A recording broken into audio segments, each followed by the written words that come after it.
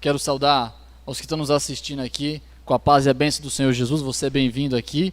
Nós queremos louvar o nome do Senhor juntos. E nesse momento, dia de hoje, de quinta-feira, nós temos um propósito de estudar o livro de Hebreus nesses dias. E nós estamos estudando o livro de Hebreus. E eu quero convidar você, que está aí nos assistindo, que possa abrir a sua Bíblia em Hebreus, e você que está aqui também, possa abrir a sua Bíblia em Hebreus para a gente poder estar estudando esse texto maravilhoso. Nós já falamos do primeiro capítulo, já falamos do segundo capítulo. Na verdade, nós vamos terminar o segundo capítulo hoje, pela graça do Senhor. E muitas coisas o Senhor tem nos ensinado. Nós falamos que o Senhor Jesus Cristo, Ele é superior aos anjos, Ele é superior a tudo, Ele é o Senhor da criação, Ele é o Rei do universo. Nós vimos uma série de coisas aqui impressionantes a respeito da figura de Jesus, que estava sendo ensinado para os hebreus. Os hebreus estavam com problemas de quererem voltar à sua religião antiga, então nós temos que ter em mente isso daí o tempo todo. Estavam querendo voltar para o judaísmo antigo. Então eles queriam abrir mão de Jesus para voltar de novo a guardar a lei. Então o autor de Hebreus quer animá-los, porque a perseguição que estava tendo na época aqui estava fazendo com que eles pensassem novamente a retroceder, ao invés de avançar na vida com Cristo, retroceder para a antiga aliança, enquanto que Jesus Cristo estava dando para eles aí uma nova aliança. Na última vez que nós falamos aqui no estudo de Hebreus, nós fomos até o versículo de número 9. Você deve lembrar isso daí. E hoje nós vamos continuar até o capítulo, até o versículo de número 18, do versículo 10 ao versículo 18. Eu quero passar parte por parte, e o propósito nosso nessa noite é falar a respeito de por que Jesus Cristo se fez homem e morreu. Por quê? Nós olhamos assim as Escrituras e nós sabemos que Jesus veio aqui na Terra. Nós sabemos que Ele veio, se fez homem, habitou no meio de nós e morreu numa cruz. Filipenses, capítulo 2, versículos de 6 a 9, fala assim que Ele, estando em forma de Deus, não teve por usurpação ser igual a Deus, mas aniquilou-se a si mesmo e se humilhou em forma de homem. Em João 1, fala assim que no princípio era o verbo, e o verbo estava com Deus, e o verbo era Deus. E o versículo 14 vai dizer que o verbo se fez carne. Jesus veio habitar no meio de nós, isso nós sabemos, mas a questão de hoje não é se Jesus veio e se materializou como um ser humano aqui na terra, mas por que Ele fez isso? Por que Jesus veio aqui? Outro dia eu estava lá em Valparaíso, ou melhor, São Paulo, Valparaíso estou agora, né? Na CEPAB de Aricanduva. E ao terminar um estudo lá, um irmão chegou até mim e fez uma pergunta. Ele falou o seguinte: pastor, uma coisa que eu não entendo. Deus, Ele é onisciente, Deus é onipotente, Deus é todo-poderoso. A pergunta é a seguinte, pastor: por que Deus decidiu redimir o homem através de uma morte tão sangrenta? Não poderia, por exemplo, o homem, ou melhor, Deus não poderia ter redimido o homem através de um estalar dos dedos? Deus não pode todas as coisas? Deus não tem todo o poder nos céus e na terra? Então ele fez essa pergunta para mim: por que Deus decidiu através de morte de carneiros? Por que Deus decidiu através de morrer numa cruz? Não poderia ser de um outro jeito? Deus não poderia olhar para Jennifer, para o Caleb, para a Cristina e falar assim: quero salvá-los, amém, assim seja, assim como Ele fez os céus e a terra? Então, essa é uma pergunta pertinente, porque nós poderíamos pensar: Jesus fez todo um drama por vir aqui na terra para fazer isso, enquanto que poderia ter simplesmente feito outra coisa, né? Mais fácil, menos dolorosa, mais simples talvez. E nós vamos ver hoje justamente essa resposta. Então, abra sua Bíblia comigo aí, em Hebreus,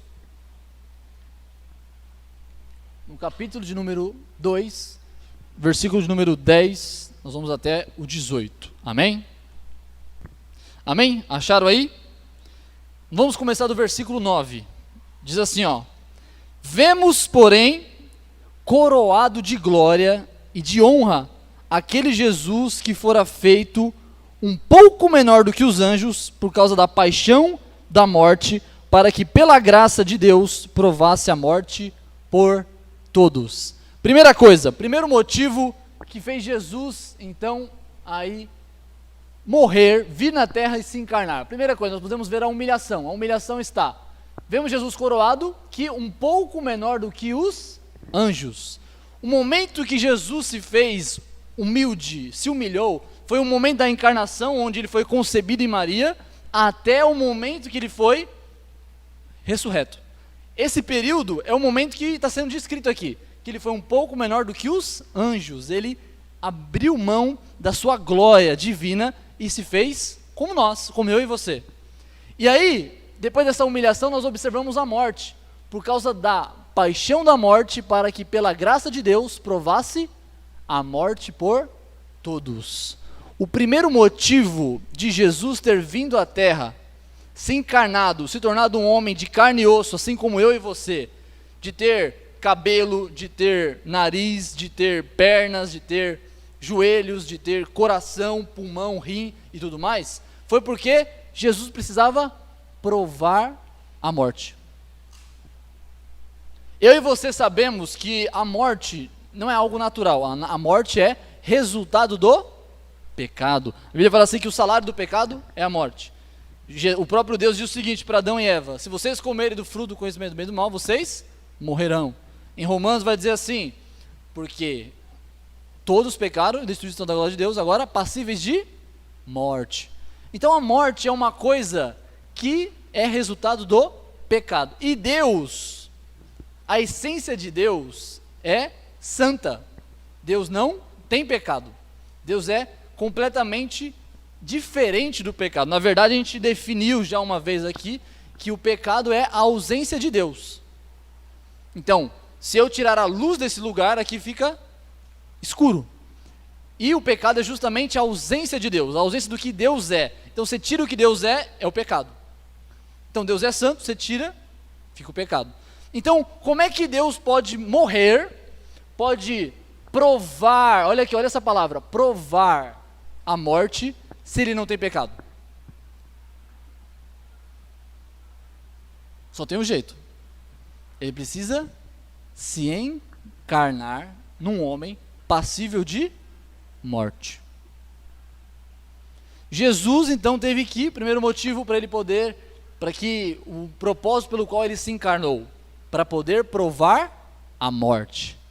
E o provar aqui não é no sentido de você pega a morte, coloca na boca, dá uma chupadinha e vê que gosto tem. Não. É de vivenciar. É de experimentar no sentido vivencial. Então o primeiro motivo para que ele pudesse provar a morte por todos. Senão ele não poderia representar a humanidade. Segundo motivo, porque convinha, olha só, versículo 10, era necessário, porque deveria acontecer. O segundo motivo é porque, para que pudesse ser feito aquilo que Deus, desde a fundação do mundo, começou, era necessário que alguém morresse e padecesse por todos. Qual foi a promessa que Deus fez para Abraão? Benditas serão todas as famílias através de ti. O que ele disse para Eva, lá no jardim do Éden? Sairá do fruto do seu ventre, o quê? Aquele que pisará a cabeça da serpente. Para cumprir todo o propósito de Deus, que a Bíblia diz assim, que ele nos elegeu em si antes da fundação do mundo, precisava então que alguém pagasse o preço pela vida de todos que foi contaminada pelo pecado e são passíveis de morte.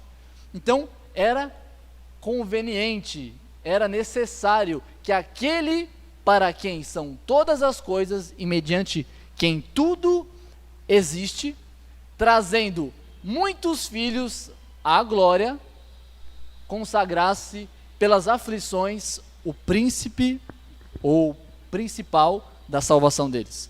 O segundo e terceiro motivo agora é porque somente através da morte de Cristo, somente quando Jesus se coloca na situação de morte, como representante de todos, por todos, então é que ele pode o quê?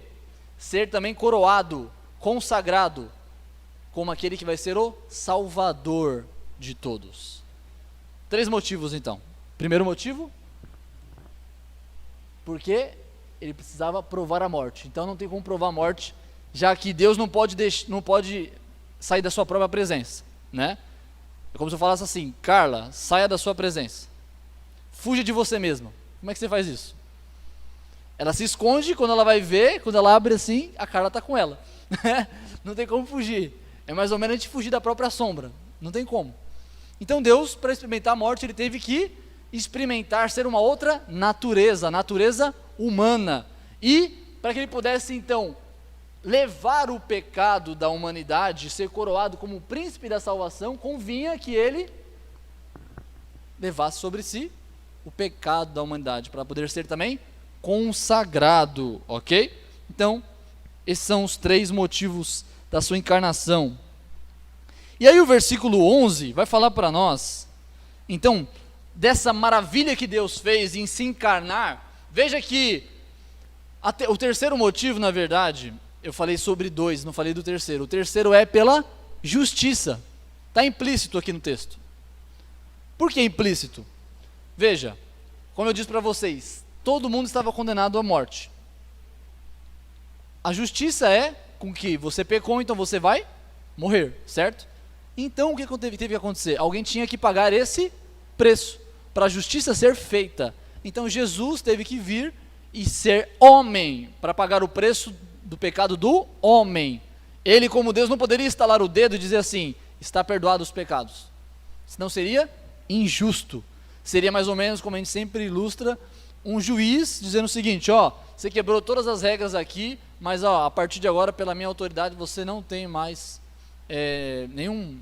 tá devendo nada para a sociedade, tá tudo certo, pode ir embora para casa. O que ele está fazendo? Está sendo injusto. Injusto. Porque a lei exige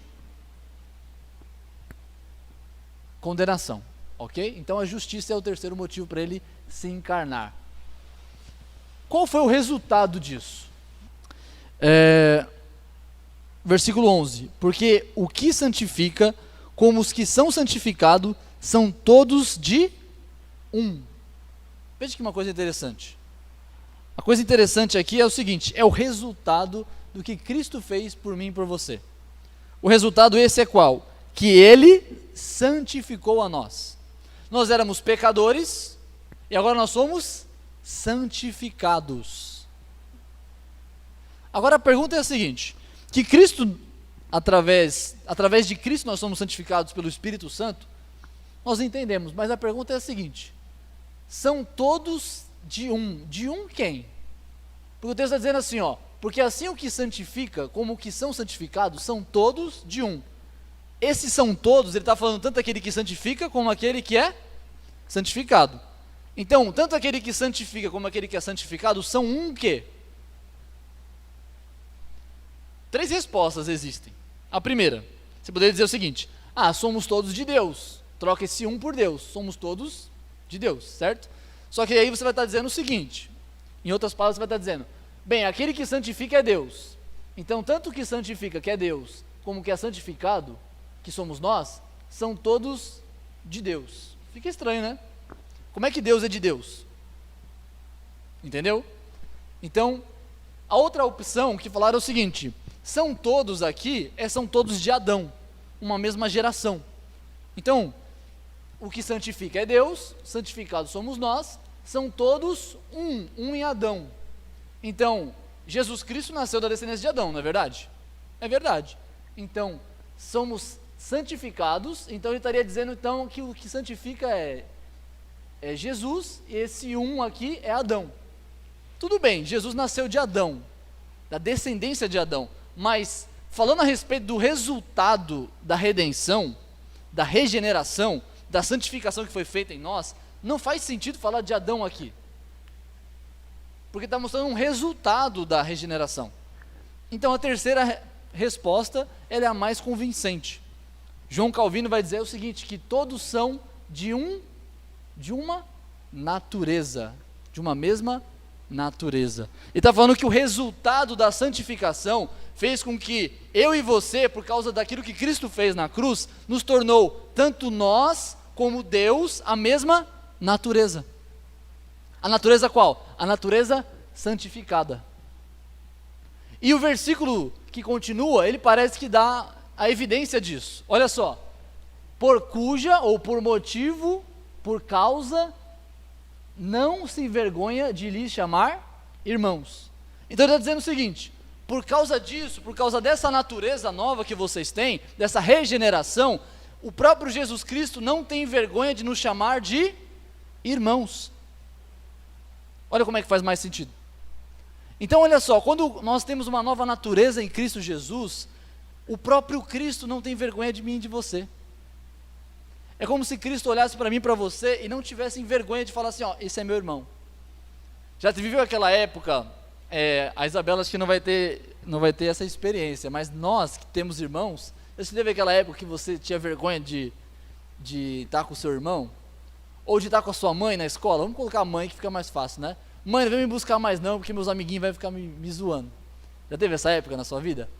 É mais ou menos isso. Só que aqui o texto está dizendo assim, que Jesus não se envergonha de nós. Não se envergonha de nós, porque da nova natureza que nós obtivemos pela graça. Agora nós com Deus somos um. Nós com Deus temos a natureza santificada, a qual Deus se alegra, a qual Deus tem prazer. E no versículo 12, que é o próximo, ele vai falar justamente como que isso em Deus acaba se identificando conosco por causa dessa nova natureza que nós temos. A partir do momento que nós confessamos a Cristo que foi crucificado, ressurreto e levou como um homem todos os pecados da humanidade que creu nele, então nós temos uma natureza nova, uma natureza santificada. E então ele começa a se identificar conosco, começamos a ter uma nova relação diferenciada. Agora, nós com Deus, nós não temos mais diferença no sentido de natureza. Agora Deus se alegra conosco. Por isso que ele vai dizer o seguinte, olha só. Primeira coisa que ele vai dizer, como exemplo, ele vai citar outros textos bíblicos, o autor de Hebreus. Ele vai dizer a primeira coisa, dizendo: anunciarei o teu nome a meus irmãos, cantar-lhe-ei louvores no meio da congregação.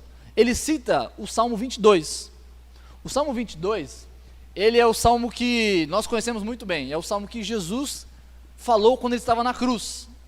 O versículo de número 1 diz assim: meu Deus, por que me desamparaste? Esse é o versículo, ou melhor, esse é o capítulo 22 de Salmos. E ele cita aqui o versículo 22 do capítulo 22, que fala exatamente sobre isso. Como que na tristeza e na angústia, com a provisão de salvação de Deus, o salmista diz: então eu me alegrarei, eu declararei o seu nome aos meus irmãos e louvar-te-ei na congregação. O resultado da salvação, o resultado da provisão de Deus em cuidar e segurar os seus filhos, segurar ali no caso ali Jesus, para quando ele foi morto, aqueles 3 dias que ele ficou ali, ele ficou sob o sustento de Deus. Ali o texto fala assim, quando ele ergue novamente, ele então louvar na congregação, ele se identifica conosco na hora da adoração. Você já imaginou? É como se Jesus estivesse dizendo mais ou menos assim, quando vocês estão adorando a Deus, eu estou com vocês, cantando junto. Eu estou no meio dos louvores, com vocês cantando junto. É como se Deus tivesse prazer em estar na sua congregação, porque Ele se identifica com ela. Então quando nós estamos aqui adorando ao Senhor, agora há pouco nós estávamos cantando louvores, é como se Jesus estivesse falando o seguinte: eu me identifico, eu tenho prazer em estar com vocês aqui, adorando a Deus. E aqui nos lembra mais uma coisa, né, que Jesus, quando homem, ele era sujeito também a Deus. Ele era um homem fiel a Deus, porque ele era 100% homem, então como 100% homem ele dependia de Deus, ele vivia sobre a provisão de Deus. Como Deus, ele era autossuficiente, mas como homem, ele dependia disso. E por isso que ele nos chama a cantar junto com ele, se identifica conosco. Outro texto que ele cita, logo em seguida, ele diz o seguinte, ele cita aqui, se eu não me engano, é Isaías 8:17, que ele diz o seguinte: e outra vez porei nele a minha confiança, e outra vez, eis-me aqui a mim e a meus filhos, que Deus me deu. Ele está citando aqui como Deus se identifica conosco. Primeiro, nós já falamos que é através de estar junto, de cantar junto, de estar no meio de nós. A segunda forma aqui é através da confiança. Até Jesus está dizendo assim, até eu confio em Deus.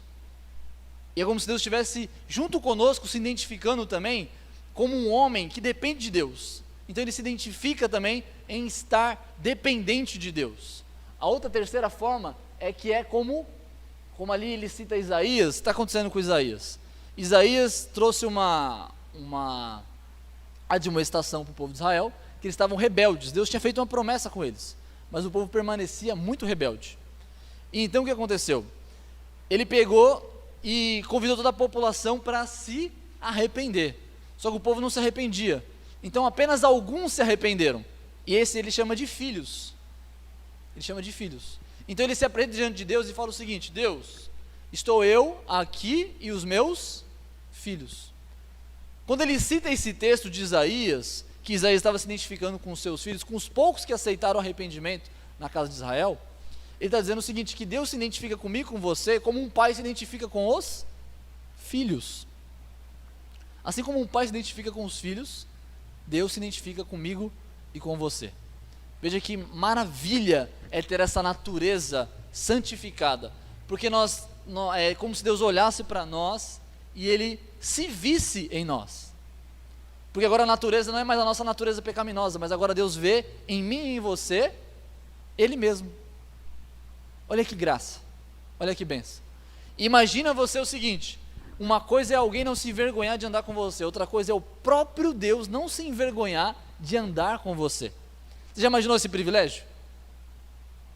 Se alguém chegasse no seguinte forma, chegasse um super famoso cantor aí, sei lá, chegasse o seguinte, tirasse uma foto com você, ele postasse você, está aqui ó, minha amiga, e colocasse seu nome lá e tudo mais, como é que você ia se sentir? Assim, nossa, olha, fui contemplado, né, por fulano de tal, sei lá, um cantor aí que você goste muito, que seja muito famoso. Nossa, olha que honra, né? Ele colocou meu nome. Agora nós estamos falando de Deus. Deus olhando para mim, para você, pecadores, Ele falando o seguinte: eu vejo em você a minha natureza, então eu me identifico, então eu tenho prazer. Isso é algo lindo, isso é algo para tirar toda a nossa, vamos dizer assim, baixa autoestima, não é verdade? Aquela sensação de mal amado acaba por aqui. O próprio Deus, pelo sacrifício de Cristo, Ele nos aperfeiçoou de tal maneira que nós somos vistos com prazer por Deus e identificados também em Cristo, ok? E aqui, no versículo 14, ele meio que faz uma recapitulação. Você pode observar aí que ele faz o seguinte: como nós fomos agora santificados, na verdade, como agora nós temos a natureza de Deus, Deus tem prazer em nós, a partir desse momento nós precisamos observar que existe um novo cenário para nós. Para nós, quando eu falo nós, é aqueles redimidos por Cristo, por meio da fé em Cristo Jesus, que se fez carne e convinha que Ele padecesse a morte de todos aqueles que creem nele.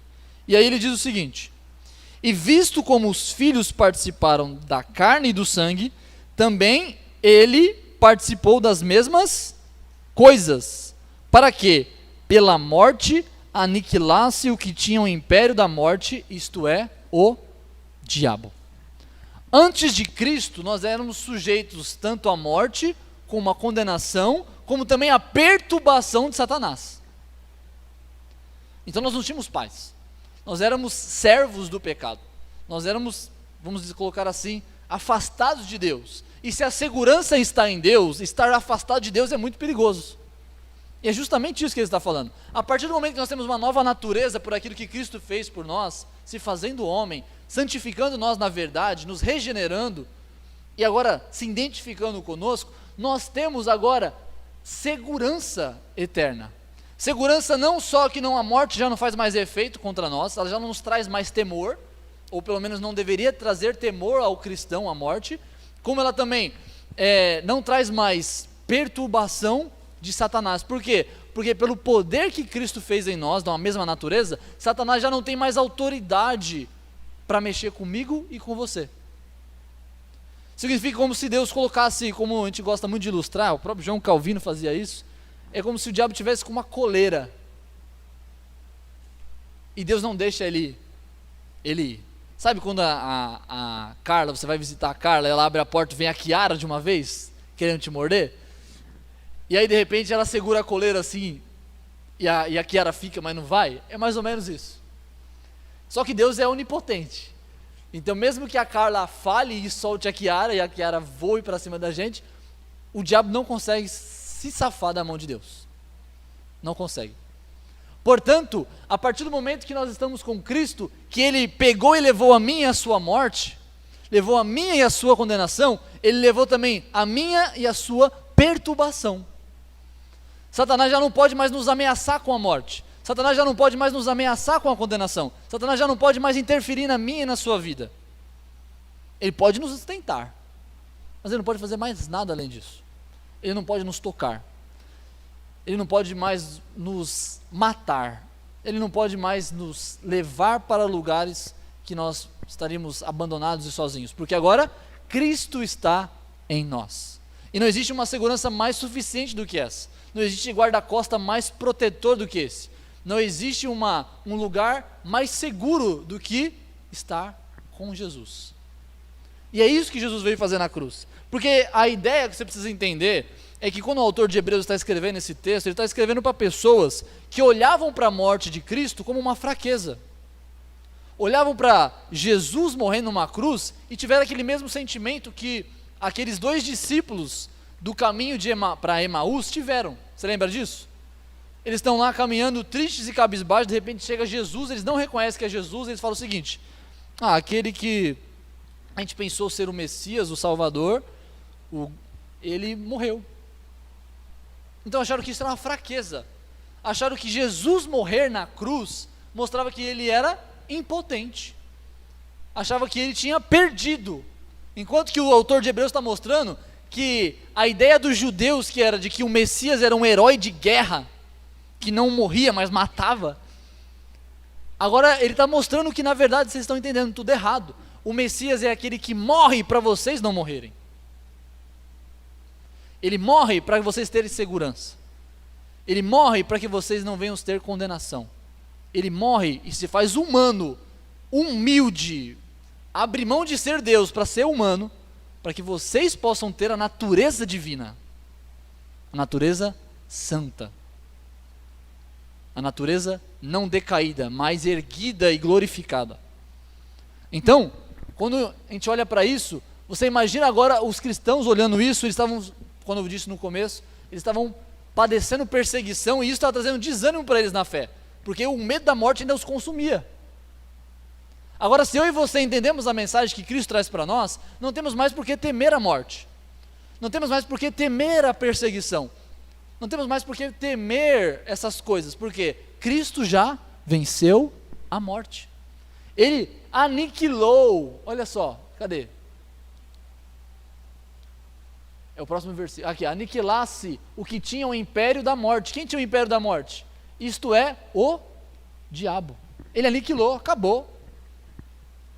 Não tem mais com que eu e você ficarmos aí com medo de Satanás, com medo do que ele pode fazer na nós, com medo do que as setas dele podem nos atingir, com medo do que não sei o que. Não, nós estamos revestidos de Cristo.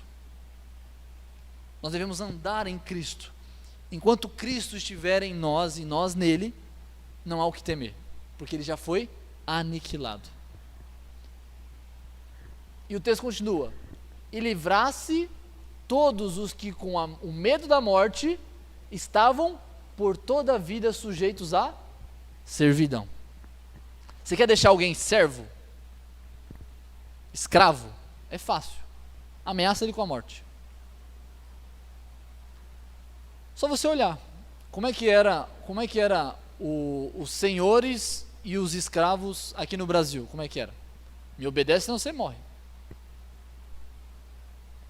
Me obedece, senão eu vou te chicotear até a morte. Quando pegaram os judeus e levaram eles também lá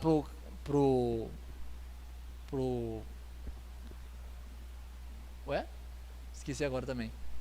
Lugar lá onde Hitler, os campos de concentração.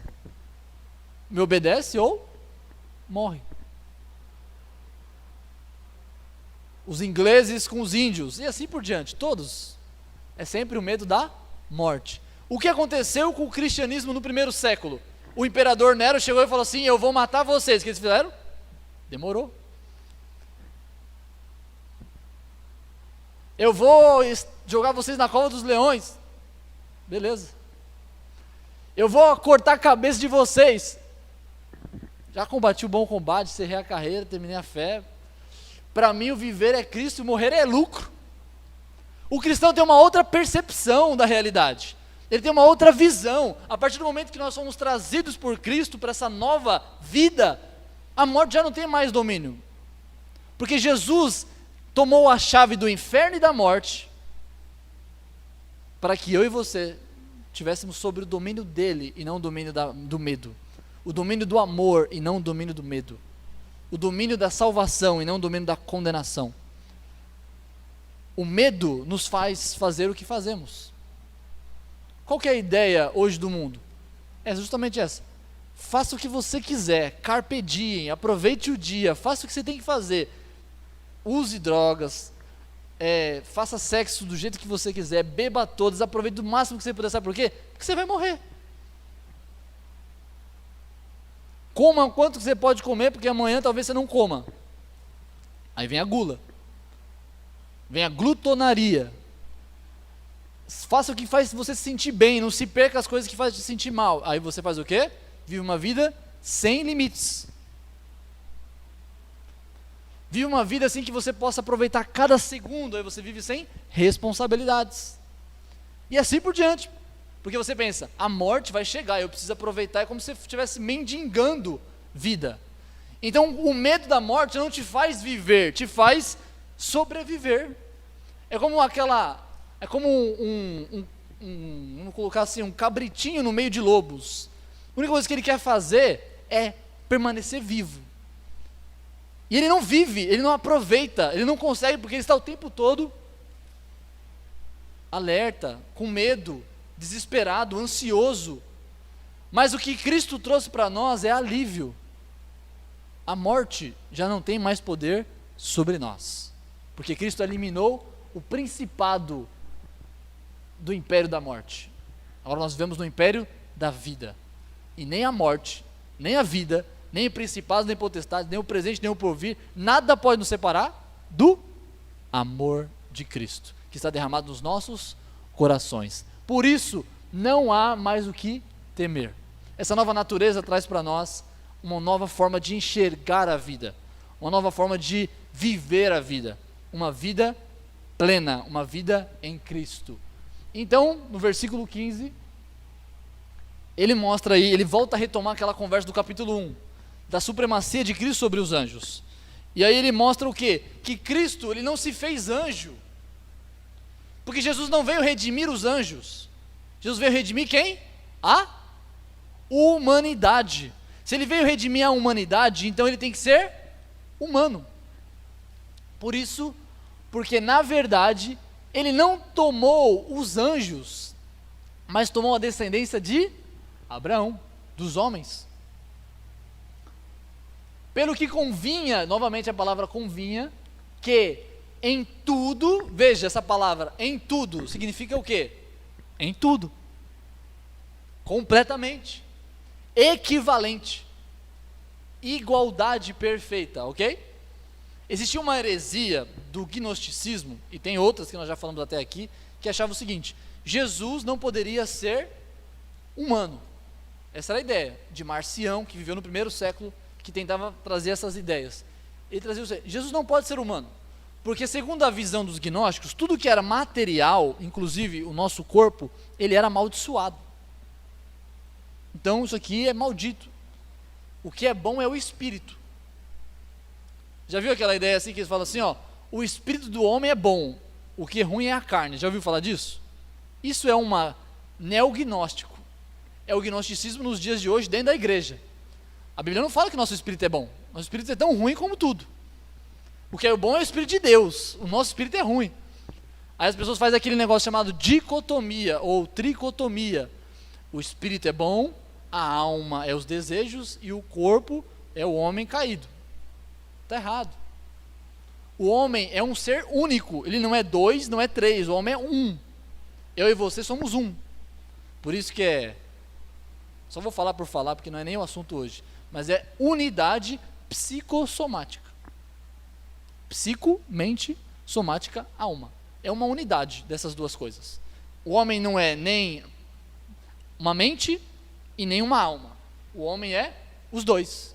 Acabou. Luz é energia ou é onda? É os dois, entendeu? Não tem como separar uma coisa da outra. É os dois e acabou. Então, o homem convinha que ele fosse semelhante aos irmãos. Era necessário para que se cumprisse a justiça.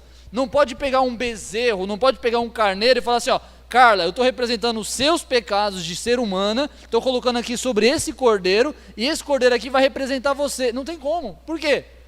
Porque cordeiro é cordeiro, Carla é Carla. Entendeu? Ó, eu podia falar vaca, hein? Ainda bem que eu não falei. Porque usava também a vaca. Uma coisa é uma coisa, outra coisa é outra coisa. Tem que ser o quê? Equivalente. Por isso a pergunta primeira, qual que era a pergunta mesmo? Por que Jesus se fez homem? Para poder representar eu e você em tudo. Sabe uma coisa que Deus não sabe? Deus não é onisciente? Pastor, é heresia. Não, não é heresia. Uma coisa que Deus não sabia, agora Ele sabe. Coisa que Ele não sabia.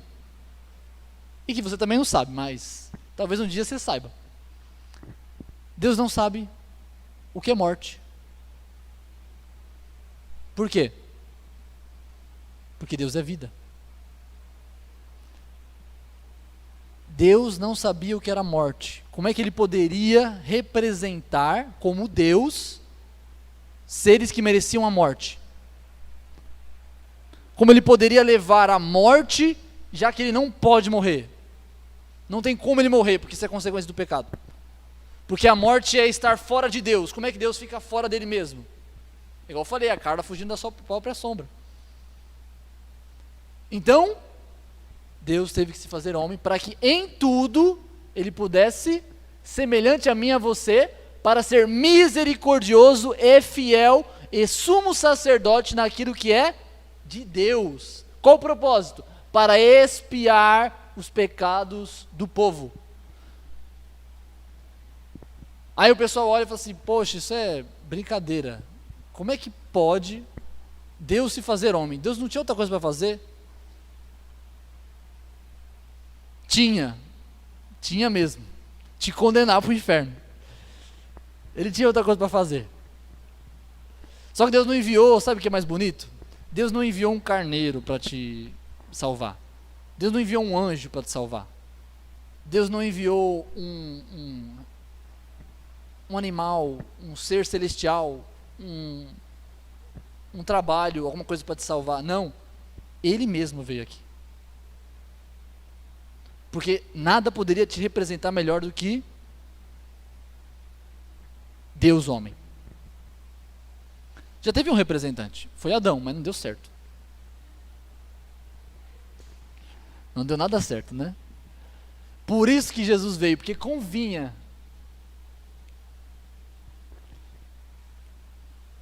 Então Jesus, Ele fez isso por mim e por você. Ele tinha outra coisa para fazer sim, mas Ele decidiu fazer isso, sabe por quê? Ele fala assim que Deus amou o mundo de tal maneira que Ele enviou o seu Filho unigênito para que todo aquele que nele crê não pereça, mas tenha vida eterna. Se eu e você entendemos essas coisas, temor da morte, temor das coisas, viver uma vida desleixada, com medo, achando, será que eu vou para a igreja mesmo? Acho que eu não vou ver essa vida com Cristo não, acho que eu estou perdendo tempo, acho que vir na igreja aqui e ficar ouvindo o pastor falar bobeira, não sei o quê. Não, Cristo se fez homem. Cristo se fez homem. Cristo se fez homem por mim e por você, para padecer e conhecer, experimentar, provar a morte, para que eu e você não precisássemos provar a morte. Não morreu por fraqueza, mas morreu por amor. Olha só aí, porque naquilo que Ele mesmo sendo tentado, Ele padeceu. Ele foi tentado, tentado aqui é morto, tá? Foi morto. E Ele padeceu. Jesus não tinha como morrer. Sabia disso? Quer lembrar de um relato do Evangelho? Jesus falou o seguinte: ninguém pode tomar minha vida de mim. Ninguém. Acabou. Fazer o quê? Jesus podia vir aqui na terra, fazer o que ele quisesse, não ia morrer, e acabou. Ia estar vivo até hoje aqui passeando, olhando, tudo para o inferno. Só eu vou ficar aqui de boa. Mas não, sabe o que ele fez? Ele fez uma coisa que lhe fez experimentar a morte, que é, levou sobre si a minha e a sua iniquidade.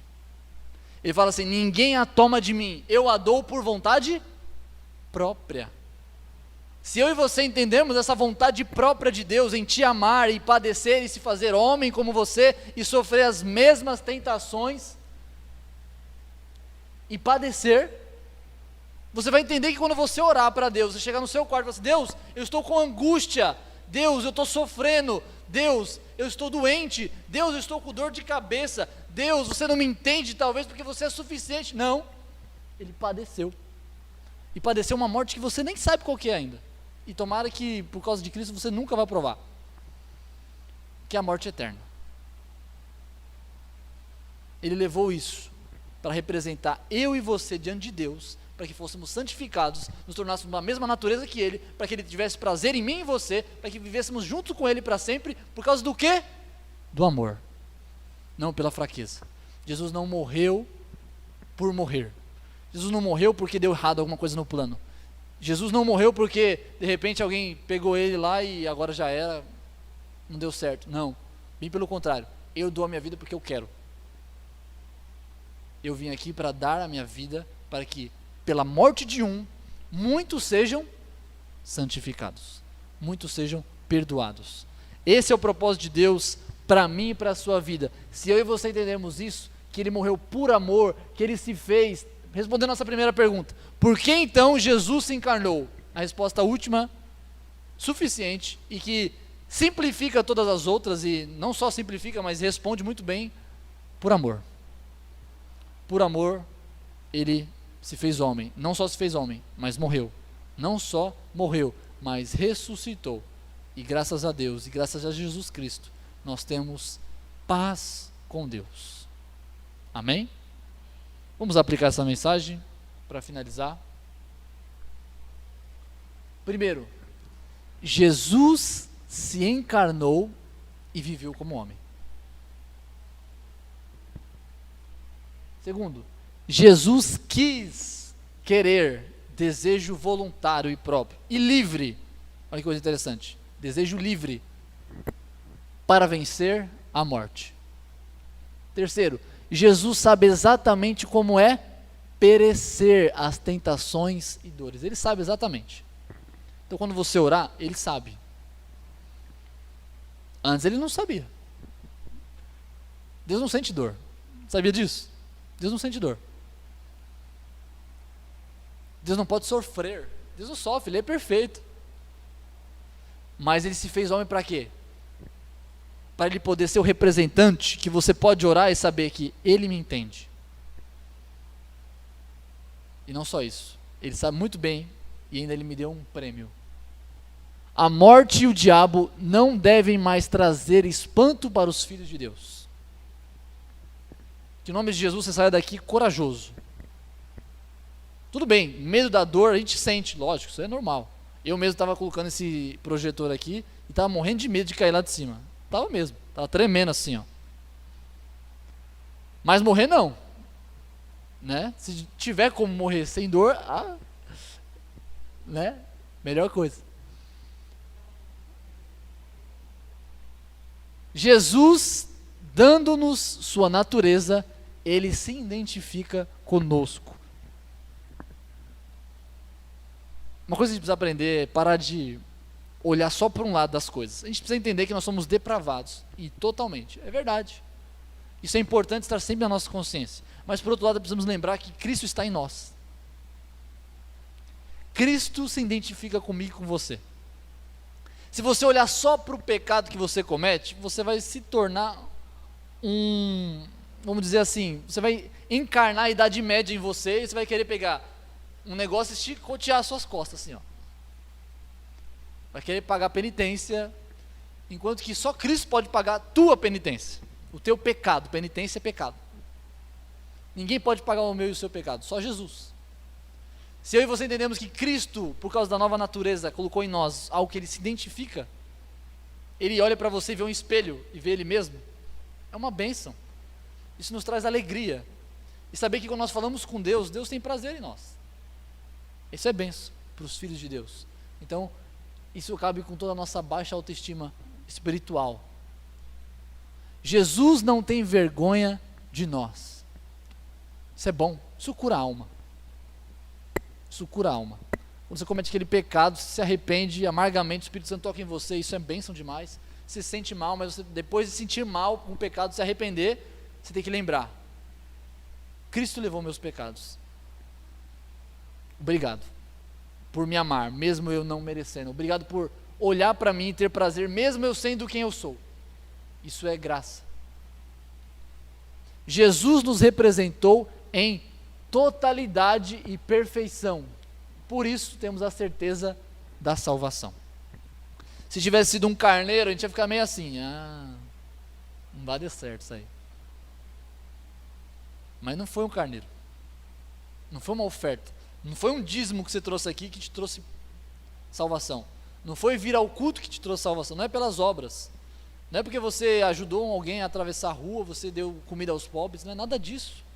É porque Ele se identificou com você e levou os pecados que eram seus e meus. E último, Jesus entende todas as nossas dores e angústias, pois levou sobre si todas as consequências do pecado, que antes não conhecia, e tudo isso por amor. Tem dois lados da moeda, para a gente terminar aqui. Tem dois lados da moeda. Primeiro, você sabe que quando você orar com dor, com dificuldade, Deus te entende. Mas tem outro porém, esse é um lado da moeda. Você encontra identificação, você sabe que Deus te entende. Isso é bom. Por outro lado, tem o lado da responsabilidade. Quando você ora e coloca a sua dor diante do Senhor, nenhuma desculpa cola. Sabe por quê? Porque Ele te entende. Ele sabe. Deus, sabe porque eu pequei? O Senhor sabe, eu sou fraco. Espera aí, eu já fui igual a você e não pequei. Opa! Então isso é importante. A gente só lembra do lado bom, né? Deus sabe, conhece a minha dor, Ele me entende quando eu pequei. Não, porque Ele já viveu uma vida sujeita às mesmas paixões. A Bíblia vai dizer assim, que as mesmas paixões, inclinações. Jesus não foi 50% homem e 50% Deus, Ele foi 100% homem. Quando o diabo tentou Ele, tentou de verdade. Então Ele, como homem, venceu o pecado. Então, o que Jesus está dizendo, então, quando você orar, você tem que lembrar também: Senhor, dá para viver sem pecar. Deus, dá para superar isso daqui, né? O Senhor superou, né? Ele não superou como Deus, entenda bem isso. São as implicações dessa doutrina. Deus também sabe que você poderia suportar, mas Ele te entende e te perdoa com arrependimento verdadeiro. Amém? Quantos foram abençoados? Amém? Vamos orar então no nome de Jesus? Semana que vem nós vamos para o capítulo 3 de Hebreus, que a gente possa entender essas aplicações e implicações nas nossas vidas. Cristo se fez homem. Se alguém perguntar por que Jesus não fez assim e perdoou seus pecados, você vai falar assim: eu tenho um monte de coisa, mas uma coisa é principal, por amor. Agora eu vou te explicar as outras, né? As reverberações disso. E que você possa, no nome de Jesus, lembrar desse amor que se fez carne, esse amor que se tornou uma ação, que nós possamos também amar ao Senhor dessa forma, um amor realmente, vou colocar essa palavra, talvez não fique tão boa, mas um amor carnal. Você sabe o que é o amor carnal? Não é o amor que eu estou falando, um amor de pecado, é um amor vivo, um amor vivente, um amor prático. Jesus não veio aqui como Ele está aqui agora em espírito, Ele veio em carne. Que você possa também, em nome de Jesus, vir à igreja, ir ao seu quarto, fechar a porta, tudo isso em carne. Não, eu estou em comunhão com Deus, em espírito. Não, viva a vida de ação, de amor ao Senhor, real, encarnada, de ajudar os outros, de vir e fazer as coisas de Deus, de se voluntariar na obra de Deus, de estar com Deus, de dar frutos para a glória de Deus. Amém? Feche os seus olhos, vamos orar. Obrigado, Senhor, por esse momento. Obrigado, Senhor, pela Tua palavra. Obrigado, Senhor, pelo Teu amor. Obrigado, Senhor, por nos representar de forma total, Senhor. O Senhor nos entende completamente e isso, Pai, para nós é um alívio. Para nós, Senhor, é uma sinergia perfeita, Pai. É algo bom. Sabemos que é um Deus que não é distante. É um Deus que veio até nós e com as mesmas paixões, com as mesmas fraquezas, suportou e venceu para nós termos a vitória. Obrigado, meu Deus, por levar os nossos pecados, nos santificar e nos fazer, Pai, com a mesma natureza do Senhor. É bom demais sabermos isso. É bom demais estarmos aqui e queremos viver uma vida, Pai, para Teu louvor, para a Tua glória, porque o Senhor nos deu a vida através de dar a Sua vida. No nome de Jesus, Te louvamos, Te agradecemos. Amém. Glória a Deus.